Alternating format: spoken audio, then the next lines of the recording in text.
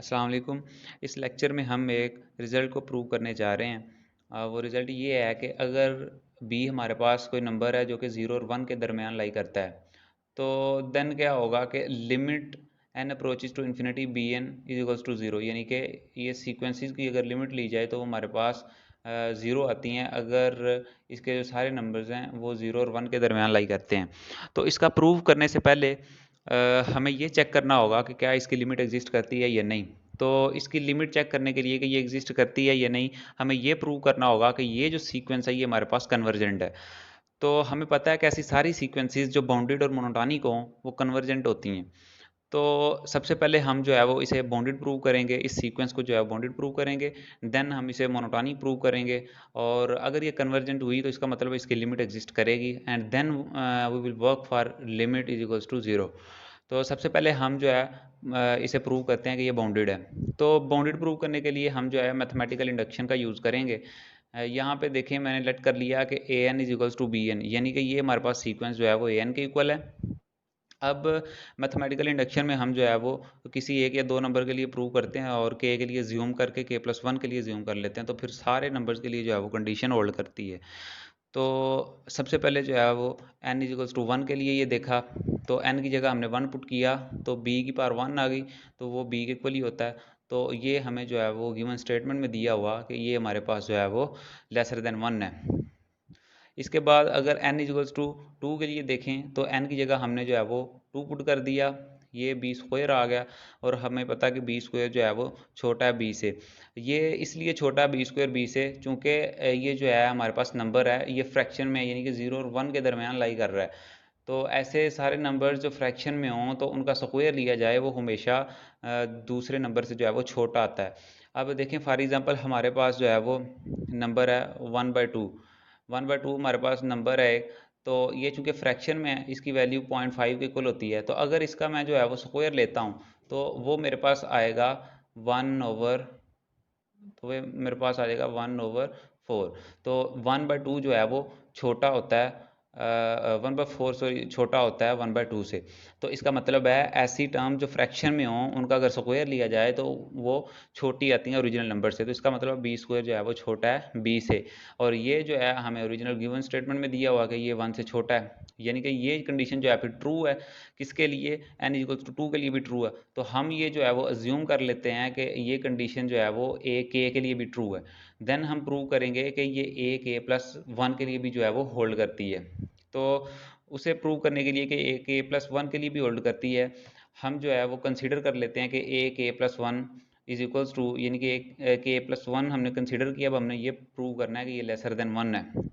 अब a k plus one जो है वो इक्वल होता है b k plus one according to given assumption. अब a k plus one b k plus one के इक्वल है, इसे जो है हम इस फॉर्म में लिख सकते हैं और इसे मज़ीद जो है वो इस फॉर्म में लिख सकते हैं। अब चूंकि ये ए के एक इक्वल है और ए के हमने जो है वो ऊपर अज्यूम किया हुआ है कि ये लेसर देन वन है, तो अगर ये लेसर देन वन है यानी कि वन इससे बड़ा है तो इसकी जगह मैं वन पुट करूँ तो ये इनइक्वालिटी आ जाएगी इसमें। तो इसका मतलब है कि हमारे पास जो है वो ए k plus one is lesser than one. ये कैसे आया? ये देखें बी जो है हमारे पास, इसके बाद बी जो है हमारे पास वो भी लेसर देन वन होता है। तो इसका मतलब है ए के प्लस वन जो है वो लेसर देन है वन से। तो ये जो है हमारे पास के प्लस वन के लिए भी कंडीशन होल्ड कर गई। तो इसका मतलब है जो हमारी गिवन सीक्वेंस थी ये बाउंडेड है। तो अब ये चूंकि बाउंडेड प्रूव हो चुकी है, हमने अब इसे प्रूव करना है कि ये हमारे पास जो है वो मोनोटॉनिक है। मोनोटॉनिकली इंक्रीजिंग है या डिक्रीजिंग है, हम दोनों में से कोई एक प्रूव कर लेंगे तो ये प्रूव हो जाएगा कि ये जो है वो सीक्वेंस कन्वर्जेंट है। तो हमें चूंकि पता है कि ए वन बड़ा है ए टू से और ए टू बड़ा है ए थ्री से, इसकी वजह ये है कि ए एन हमारे पास चूंकि बी एन के इक्वल है। अब अगर हम एन की जगह वन पुट करें तो हमारे पास बी आएगा। अब इसकी जगह अगर टू पुट करते हैं तो वो बी का स्क्वायर आ जाएगा which is obviously lesser than b. ये मैंने पहले भी बताया कि जो है फ्रैक्शन में अगर कोई भी टर्म हो तो उसका स्क्वायर जो है हमेशा ओरिजिनल टर्म से छोटा आता है। तो इसी फॉर्म में अगर अप्लाई करते जाएं हम जो है एन की वैल्यूज़, तो इसका मतलब है कि ए वन जो है वो बड़ा है ए टू से, ए टू जो है वो बड़ा है ए थ्री से। अब हम ये अज्यूम कर लेते हैं, इसके लिए भी हम मैथमेटिकल इंडक्शन का बेसिकली यूज़ कर रहे हैं। तो हम ये अज्यूम कर रहे हैं कि ये ए के लिए भी इक्वल है। अब हमने प्रूव ये करना है कि ये ए के प्लस वन के लिए भी ट्रू है। तो इससे जो है वो प्रूव करने के लिए हम कंसिडर कर लेते हैं कि ए के प्लस टू जो है वो हमारे पास इक्वल है बी के प्लस टू, और ये चूँकि इसके इक्वल होता है, और इसे जो है हम दो हिस्सों में तोड़ दिए। अब चूँकि हमने जो है वो अज्यूम किया हुआ है कि जो है ए के ये बड़ा है ए के प्लस वन से, तो इसका मतलब है अगर इसकी जगह मैं जो है वो पुट करता हूँ बी के, तो ये कंडीशन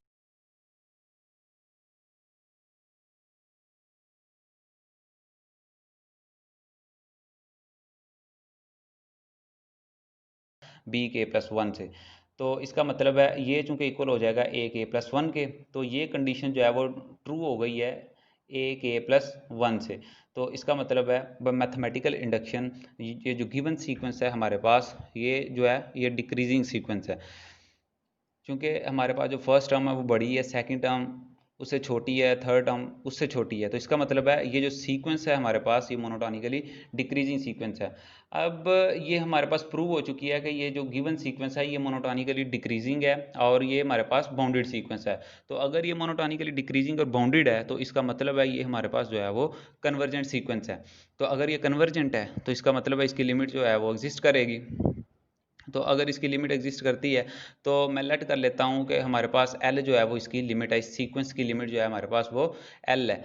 तो अगर ए एन की जो लिमिट है हमारे पास वो एल है, तो ए एन प्लस वन की भी जो है वो लिमिट हमारे पास वन ही होगी, क्योंकि सीक्वेंस की जो लिमिट होती है वो हमेशा यूनिक होती है। इसके बाद हमने प्रूव ये करना है कि ये एल हमारे पास जो है वो ज़ीरो है। यानी कि बेसिकली हमारी वर्किंग ये सारी किस लिए हुई है, लिमिट को चेक करने के लिए कि हमारे पास ये लिमिट एग्जिस्ट करती है। अब हमने प्रूव ये करना है कि ये हमारे पास जो है वो ज़ीरो है, लिमिट इसकी ज़ीरो है। तो उसे प्रूव करने के लिए मैंने जो है वो कंसिडर कर लिया कि a n plus one is equals to b n, चूँकि ये इक्वल होता है a n plus one is equals to b n dot b, इसे दो हिस्सों में तोड़ दिया।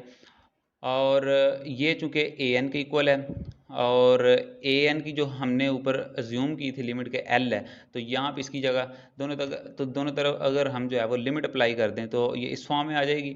तो अब हमें पता है कि इसकी लिमिट भी जो है वो एल है, क्योंकि ऊपर हमने लेट किया हुआ है कि इसकी लिमिट एल है, और इसकी लिमिट भी जो है वो एल है। तो इसकी जगह मैंने जो है वो ये सब्सटीट्यूशन कर दी है कि इसकी लिमिट जो है वो एल है। अब ये जो है वो मैं दोनों टर्म्स को जो है इकट्ठा कर लिया है लेफ़्ट साइड पे, एंड देन जो है वो एल को कॉमन ले लिया यहाँ से।